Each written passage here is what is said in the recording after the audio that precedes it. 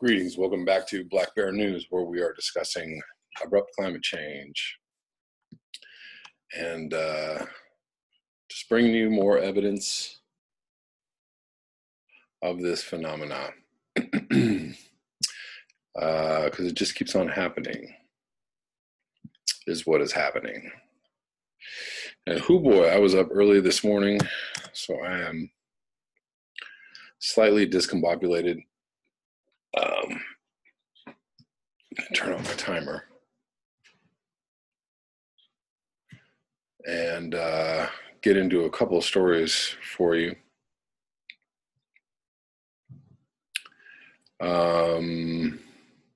It's all really interesting stories to me, and just further evidence of what's happening in our biosphere. I'm going to start with this from the Washington Post. Cleve R. Woodson from April 23rd. NASA baffled by mysterious ice circles in the Arctic. Mysterious, you say? Add this to the ever-growing list of things you have to worry about. Somewhere in the Arctic sea ice, where the temperatures are typically below freezing, on even the balmiest days, there is a random pattern of holes. And NASA, the rocket scientists who took us to the moon and want to take us to Mars, can't figure out what they are. NASA has spent the past decade flying over Earth's Arctic and Antarctic regions in an attempt to understand the connections between the world's climate systems and to look at global warming's effect on some of the coldest places on Earth. The missions have a name straight out of a James Bond novel, Operation Icebridge. It's an intensive 6-month survey over 2 hemispheres that uses the most sophisticated suite of innovative science instruments ever assembled, including laser altimeters, plane-based LiDAR, I don't know what that is, and NASA satellites. And with all that, NASA's official scientific explanation for the bizarre phenomenon is essentially, we don't know. We saw these sort of circular features only for a few minutes today. Icebridge mission scientist John Sontag, the man who snapped the photo, wrote from the field. I don't recall seeing this sort of thing elsewhere. The sort of thing he saw were 3 amoeba-shaped holes in a vast, unbroken sheet of thin ice. Not content to keep the bafflement in-house, or perhaps as a fishing expedition, the folks at NASA presented the photo to the space-curious public. They posted a picture of the mysterious ice holes as the April 2018 Puzzler, a monthly contest in which NASA asked viewers to describe a mysterious pictured object. The post, however, never mentions that NASA scientists are among the puzzled. Your challenge, the contest rules say, is to use the comment section to tell us what we are looking at and why this place is interesting. Competitors came up with a host of answers. The holes might be remnants of meteorites or maybe dried up salt lakes, some said. No one guessed entrance to the Fortress of Solitude or aliens, or suggested that they were the non-crop version of crop circles, although one person guessed that America's space agency posted a picture of something that's come from outer space. Sontag snapped the photo April 14th while Operation Icebridge was flying a P-3 research plane over a part of the Beaufort Sea the scientists haven't explored in detail since 2013. They know that the ice there is, as sea ice geophysicist Don Perovich told NASA, likely thin, soft, and mushy, and somewhat pliable. Gee, do you think maybe that's what's going on? Maybe there are actually holes. That means the holes could occur naturally as warmer bodies of water. Yeah, naturally occurring holes in very thin ice in what should be extremely thick ice. That's natural. Makes their presence known in this particular area, melting the sea ice. Chris Schumann, a glaciologist at NASA's Goddard Space Flight Center, told NASA. Or maybe seals have taken advantage of the mushy ice to gnaw air holes that would allow them to surface and take a breath where breaks in the ice don't naturally occur. Area seals could not be reached for comment, but Walt Meyer, a scientist at the National Snow and Ice Data Center, told the mirror that the encircling features, whose lighter areas of ice around the holes, may be due to waves of water washing out over the snow and ice when the seals surface. Sontag and his camera are no strangers to bizarre frozen phenomenon. He's a research and development scientist with NASA and is assigned to Operation Icebridge. He's also the one who snapped the photo of the crack on one of the largest ice shelves that ultimately gave the world an iceberg the size of Delaware. So he has seen a lot of ice and snapped a lot of photos of rarely seen icy phenomenon, and all of it was explainable until now. I will link this below. Yes, strange looking, weird looking little holes in the ice. Can't mean good things, I'd imagine. Moving on to unnatural weather conditions. A lack of snowpack leaves the West hung out to dry. This is from Grist, Eric Holthaus, on March 13th, 2018. Lack of snow across the West this winter points to a parched summer ahead. In California, Colorado, and across the Southwest, the snowfall has ranked among the lowest on record. The last 4 months have also been among the warmest throughout most of the region, according to the report out last week. Parts of 8 states are already under extreme drought conditions. I feel like I've read this recently already, but I will read a little more. Snowy, chilly winters are critical when it comes to recharging the West's mountain snowpack. The source of water for rivers and reservoirs during the increasingly long and hot summer days. Less snow in the mountains, in other words, means less water for everyone living below. I don't think it's hyperbolic to say that this winter is the stuff of nightmares for water managers in the Colorado River watershed. Says Luke Runyon, a Colorado-based public radio reporter focusing on Western water. Some 40 million people in 7 states depend on water from the Colorado River. And at this point, spring storms across the river's wide drainage area would need to produce snow at more than 300% of the typical rate just to get back to normal for the season.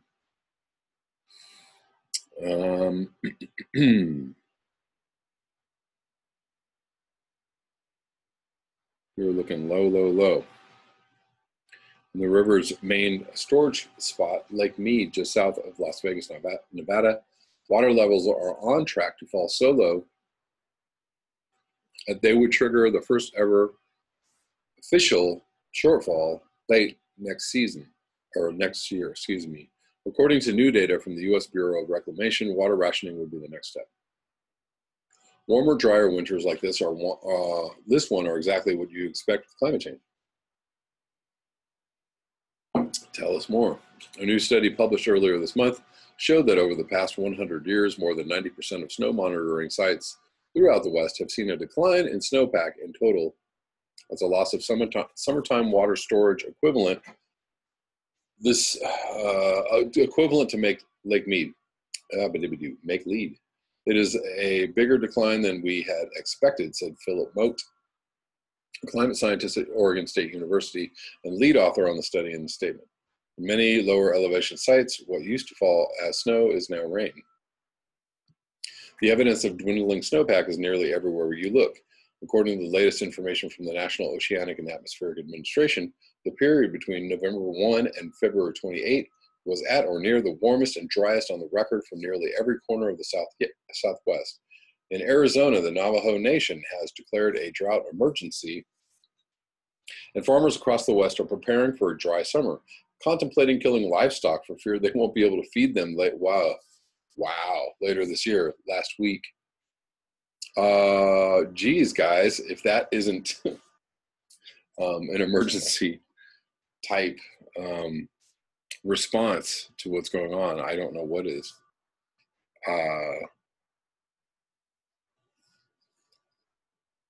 Last week, a 23,000-acre wildfire popped up near Colorado and New Mexico border, striking example of just how dry things are right now. In California, statewide snowpack on March 1 rivaled the lowest ever measured, just 19% of normal. A series of big storms have since nudged that value to about 37% of normal, a major win in a state where every drop counts. One problem, though, new data from California's Water Resource Control Board show that people are using more water after last year's relatively good rains, as usage rates are back near where they were before the state's 5-year drought. It seems that many Californians have already forgotten what they learned about how to save water. Faith Kearns, a water scientist at the California Institute for Water Resources, says the state is already planning on varying levels of shortfalls this summer. It's going to be another dry year, she says. Our reservoirs are in decent shape from last year's storms, but we need to continue conserving. It's clear that the West's steady and transformative slide into a drier future has already begun. This is just the start. Yeah, I mean, I can't believe after the summer that we had last year, I mean, we had a really good rainfall last winter of 2017, and we had an extremely dry and very hot summer. If we get that again, we are right back in the frying pan, literally. Last article I'm going to read for you tonight. I'm going to keep this video short. I apologize for my absence, but I'm working through some once was a jam-packed schedule has now turned absolutely insane. So dealing with some things until maybe the middle or late next week. This is from Desdemona Despair, Wednesday, April 25th. I think this is a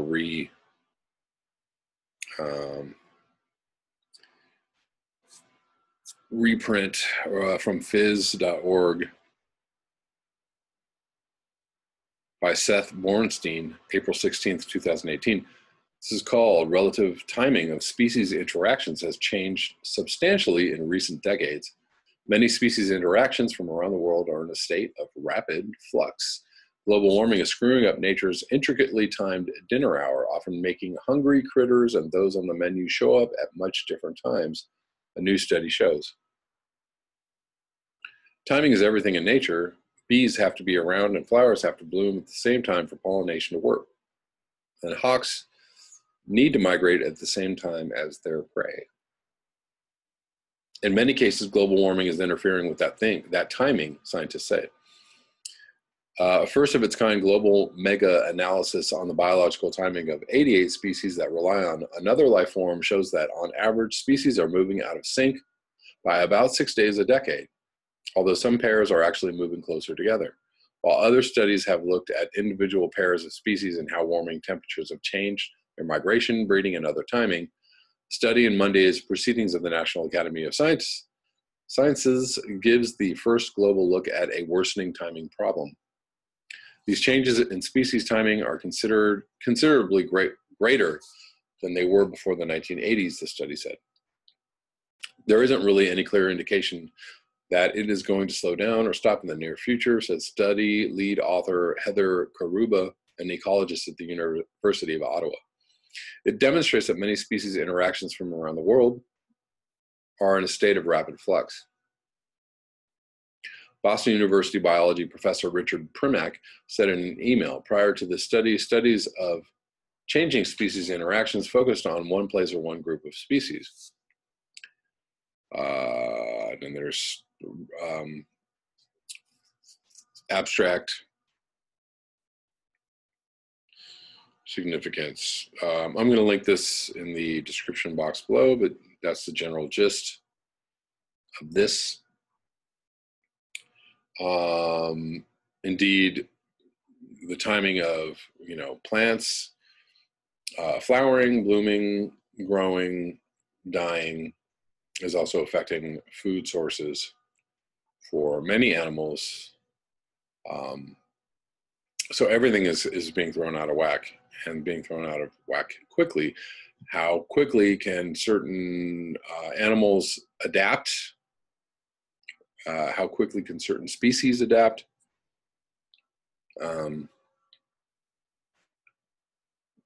we will have to see. It ain't looking good.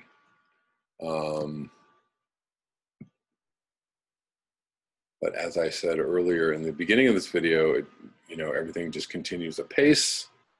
Maybe I can get one more article in here before we call it a night.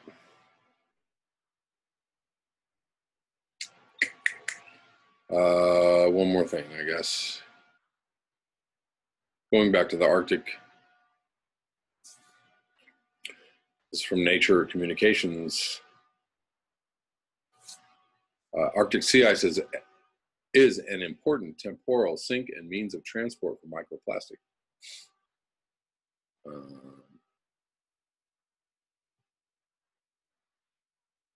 I'm just going to skim this briefly and link it below, give you an idea of what they're talking about. Abstract microplastics are recognized as a growing environmental hazard and have been identified as far as the remote polar regions with particularly high concentrations of microplastics in sea ice. Little is known regarding the horizontal variability of microplastics within sea ice and how the underlying water body affects microplastic composition during sea ice growth.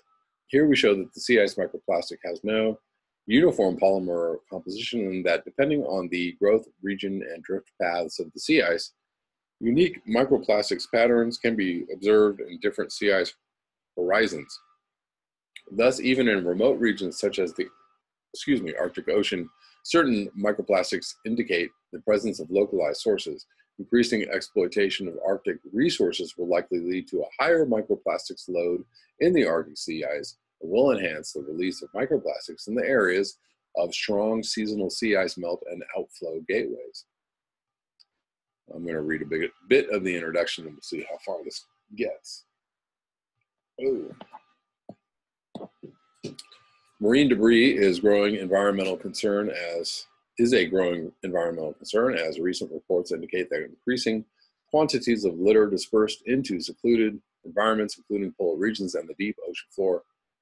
Plastic accounts for 73% of marine debris globally, and it has been estimated that about 8 million tons of plastic move from land into the ocean each year. However, only 1% of this has been accounted for in terms of small plastic debris. Highlighting some of the major sinks of ocean plastic litter remains to be identified. The Arctic Ocean is now in a state of rapid transition that is best exemplified by the marked reduction in age, thickness, and extent of sea ice cover. The European Arctic margin is influenced by drift ice formed on the Siberian shelves and carried to the Fram Strait via the transpolar drift. In contrast, the Fram Strait is the gateway that transports warm Atlantic water via the West Spitsbergen current to the Central Arctic, containing an anthropogenic imprint. It is well known that regions of the Arctic Ocean are highly polluted owing to local sources and long-range atmospheric input. In this context, sea ice has been identified early on as a major means of transport for various pollutants, with North and East Greenland as well as the Laptev Sea being especially prone to contamination from several sources. A useful method to study sea ice drift patterns is by using passive microwave satellite images combined with the motions of sea ice buoys, which highlight the role of sea ice, e.g. spreading oil spills. Recent studies stress the changes caused by the shift to first-year ice, resulting in the tendency of sea ice flows to diverge from the main drift pattern, such as the transpolar drift, with complex effects on exchange processes of any contaminants between the exclusive economic zones of the various Arctic nations. Despite the scant knowledge of Arctic ecosystems, the trend towards thinner sea ice and ice-free summers in the future has already stimulated increasing exploitation of its resources in terms of shipping, tourism, fisheries, and hydrocarbon exploration. Yay! Let's all go see the Arctic, guys, before it melts. Plastic degrades into smaller fragments under the influence of sunlight, temperature changes, mechanic abrasion, and wave action. Particles less than 5 millimeters are called microplastics. Have recently featured in a strongly growing number of studies and publications. Microplastics raise particular concern because plastics in the size category can be taken up by a much wider range of organisms with currently largely unknown health effects on marine life and humans. Over the past decade, microplastics were identified from numerous marine ecosystems globally, including the Arctic and the Southern Ocean. High concentrations of microplastics also occur in the surface water southwest of Svalbard. But overall, microplastics' origins, pathways, and their compositional framework within Arctic sea ice remains unclear. That's all I'm going to read of this article. I'm going to link below. You get the idea. Plastics. They are everywhere. They are everywhere. Eventually, we'll stop making them whenever the economy collapses. Whenever that great event will transpire, nobody knows. I don't know. There's got to be like an over-under on, do we get agriculture collapse first, or economic collapse first, or nuclear war first, or what's the other great tragedy that we could see? I don't know, or just, heat rising to levels where, thousands of and possibly millions of people just start flopping over. I don't know, guys. You give me your ideas in the comments below. Let me know what you think. What's the first thing to take us out? On that note, I'm gonna leave you all for the night. Thank you so much for your eyes, your ears, and your conscience. I hope to be back tomorrow with another video. Until next time, peace.